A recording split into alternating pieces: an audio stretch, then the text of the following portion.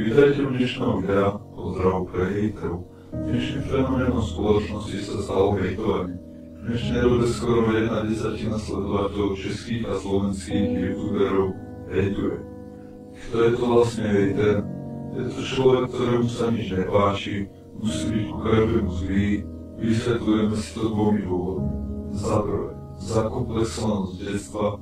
Za druhé, nepochopenie myšlienky videa, pretože má inteligenciu 9-ročného dieťaťa, pritom v horšom prípade je to 9-ročné dieťa.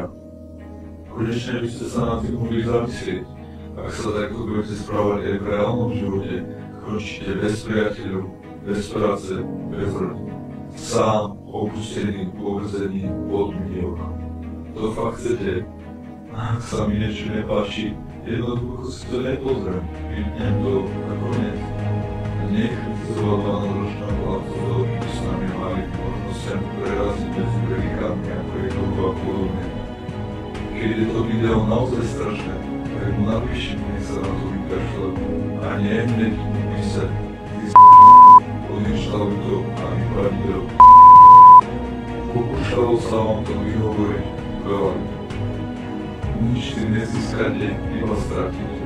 Každá sekunda každého života je drahšia ako čokoľvek na svete. Tak si mi nepritrajte, využite ich zmysl. Ja vám ďakujem, že ste pozreli toto video a dúfam, že si ho odnesiete spoločne. Aby sa to dostalo medzi viacerých ľudí, môžete video zdieľať, lajkovať, po prípade sa prihlásiť k operu, kde bude viac zaujímavých.